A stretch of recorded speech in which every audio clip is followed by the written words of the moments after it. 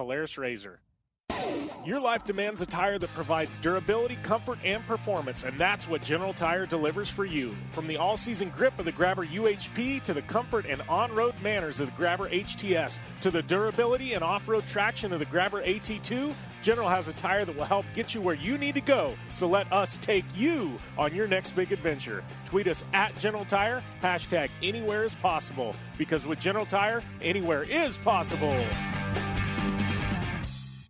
When looking for a new wheel for your off-road vehicle, car, truck, or UTV, the choice is easy. You choose what the pros use. Rob McCachran, Keegan Kincaid, and myself, Jim Beaver, all exclusively use Vision Wheel, whether we're dominating Baja, taking the cup at Crandon, or shredding UTVs. Vision Wheel's trend-setting designs and durability will set you apart from the competition and your friends. Check out visionwheel.com or at Vision Wheel on social media to learn more. Looking to have some fun on four wheels? Dirtfish Rally School has you covered. Packing as much adrenaline and adventure as you can handle into high-performance all-wheel drive and rear-wheel drive Subaru rally cars is where the fun begins at Dirtfish. Just 30 minutes outside of Seattle and Snoqualmie, you'll get a chance to train up to 3 full days with some of the country's best instructors and be put through the high-octane rush of rally on mud, dirt, and tarmac. Get started today and call 425-888-7715 or visit us online at dirtfish.com and use code 911 for a 15% discount.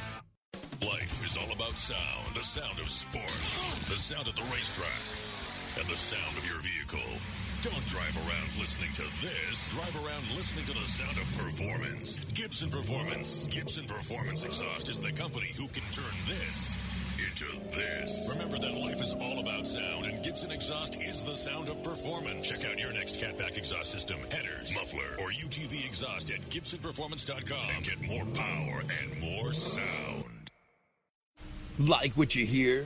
Catch all the back episodes of the Down and Dirty Radio Show on Apple Podcast, and be sure to rate, review, and subscribe. Welcome back here to the General Tire Down and Dirty Show, powered by Polaris RZR.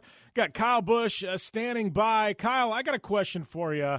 You've been at the Cup level for a very, very long time now. You're one of the winningest drivers in NASCAR history. What's the biggest changes you've seen, Kyle? I mean, in the sport as a whole, especially in the last decade, man. I feel like it's completely different now. I mean, obviously we've got, the playoffs and we've got stage racing and all this other stuff, but I mean, just a competitive aspect in a business aspect and finding sponsors and things like that. I mean, what's the biggest changes and the biggest shift we've seen so far at that level? Because I mean, we went from having, you'd have a sponsor, all season long to now, you got sponsors that are in these, 5-10 race blocks and things like that. I mean, how has everything shifted? I mean, I feel like it's just a massive change over the last 10 years.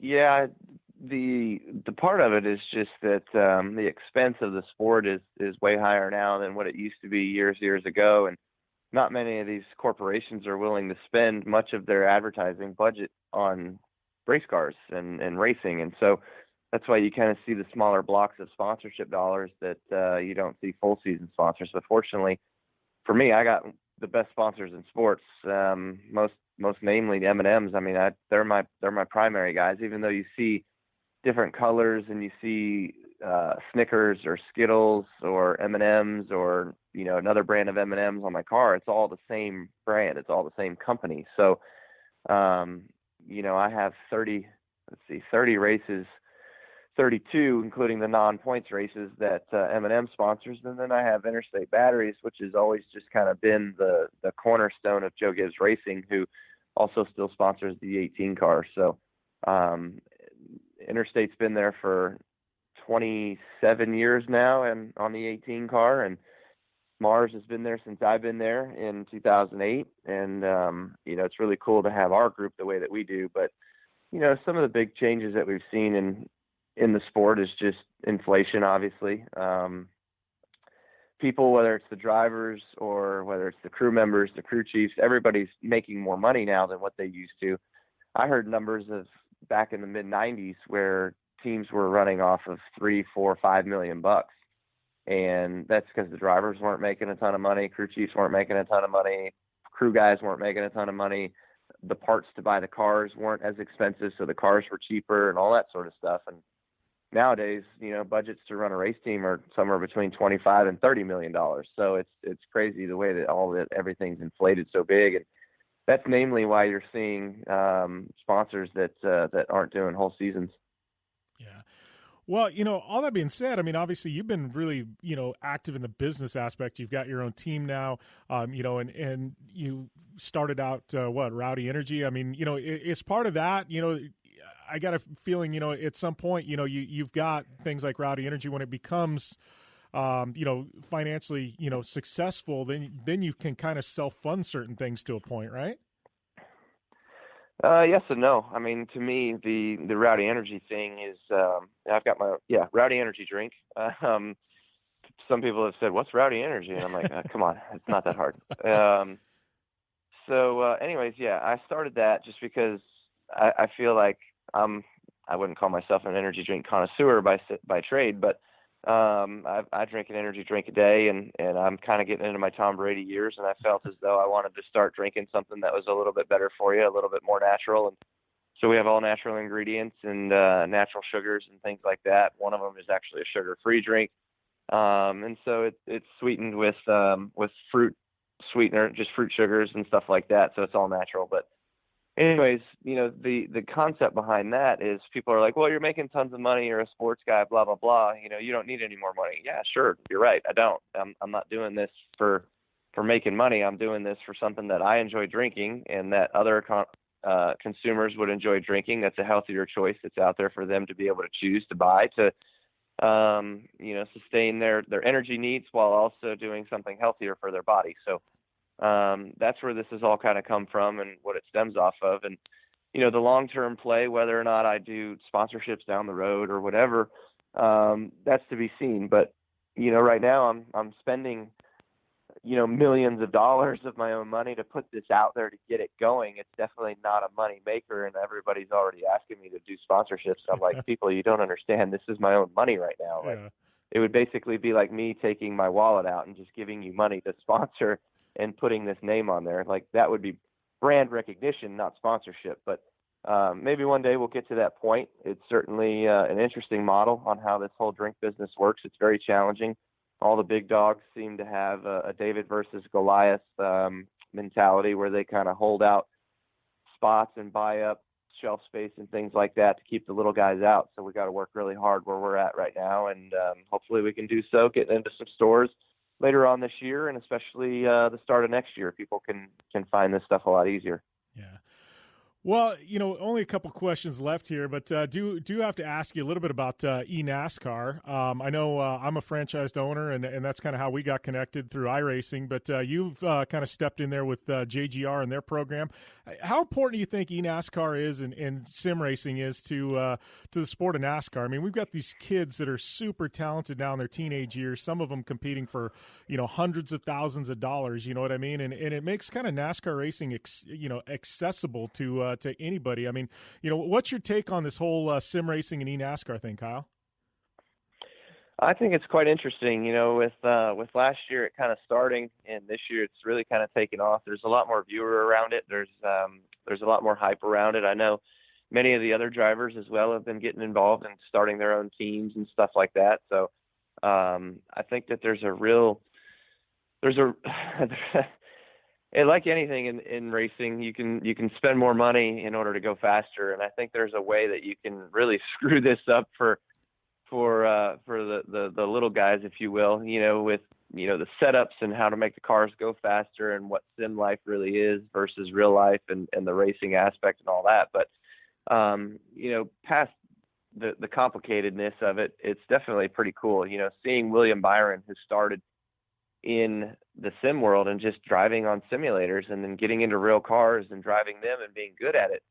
I don't know that you see a whole lot of crossover like that very much, but I think Bubba Wallace took out a couple sim racers last year to go do some Legends car testing and getting them in the real thing and seeing how they did and stuff like that. So it's quite interesting though, and I think the sim world, we use it an awful lot. It's a tool for us that we use on the Cup circuit, where we have these $1 million simulators, not just the the little rigs that people have at their home that you can use. It's just a different way, just a tool that we use to try to make ourselves better, our cars better, and our setups better. And I think that that's a interesting part to our sport. But a lot of sponsors have been getting involved with it as well too, namely Rowdy Energy. We're involved. We've got Malik Ray, who was leading the Daytona race and doing really good, and unfortunately sped on pit road for the final stop, so that kind of messed up his day. But it's cool to watch these guys and see what they're all doing, and seeing the different teams that are involved in it as well.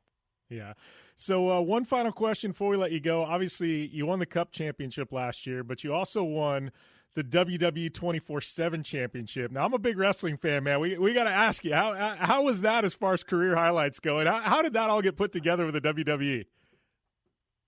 Well, that's pretty fun. It was really a unique opportunity. We heard that they were in Nashville, and I was like, Brexton would like that. Let's go take Brexton and go over there. And so we called around, and they heard it was me, and they were like, hey, how would you like to be a part of the show? And I was like, well, okay, what does that entail? So they told me about this piece of the 24/7 thing, and I was like, yeah, sure.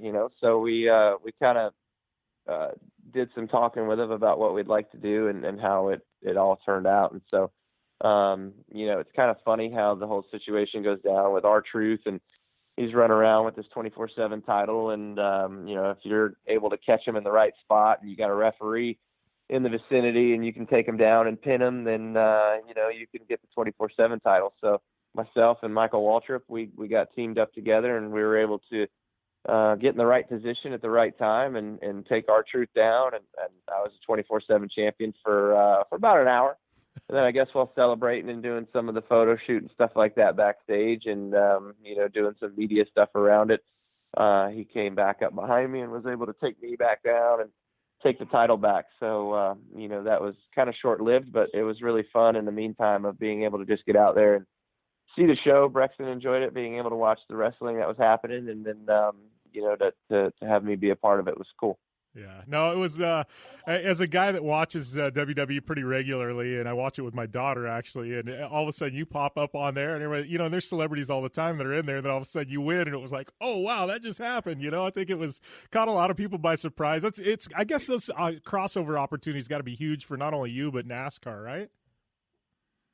Yeah, definitely. It was fun. We were in Nashville for the championship awards banquet, just coming off the championship there, and then we heard they were in town and went over there, and they had us be a part of the show. So it was really cool. And crossover is always good between different sports. I've been to football games before. I know my brother goes to the hockey games at the Vegas Knights, and obviously having some guys all over that have different interests. I think Chase Elliott's into baseball, stuff like that. So it's always cool to have us kind of all around the place, and being in different sports sections of the U.S. Yeah. Well, Kyle, I appreciate the time, my friend. I know you got Family Day on tap, and you're getting ready to hit this Western swing up, I guess, in full swing. But thanks for the time, and thanks for coming on the show, man. Absolutely, no problem, man. Appreciate it. Good talking with you, and hopefully we can turn our season around, get back heading in the right direction. You're going to be the forefoot of that. All right, thanks a lot, man. Well, not every day you get Mr. Kyle Busch on the show. Big thanks to Kyle and his team and good friends there at Joe Gibbs Racing for helping set that up. Kyle, definitely, he's part of the eNASCAR program there with iRacing. Obviously, just killing it at the NASCAR level, having some struggles to start out the year. But if anybody's going to bounce back and be a threat for the championship, it's going to be Kyle Busch. One of those interviews, not very often you get a chance to have a guy like Kyle Busch on the show. Very, very thankful for that, and you start looking at his career arc, and he's a guy who'll drive anything, loves being behind the wheel of race cars, but he's parlayed that into, even at a young age, becoming a team owner and putting together programs for younger drivers. And, now he's entrepreneur, business model. He's got businesses. It's really, really amazing to see what he's been able to accomplish, not only in his NASCAR career, but as a motorsports businessman in general. Not often do you see that, that forward thinking, and the investments that he's done and really building things for the future. And when you when you get a driver who can do all that and you can see things, and not only that, but he kills it on the track. I mean, he's that guy where he shows up and, you expect him to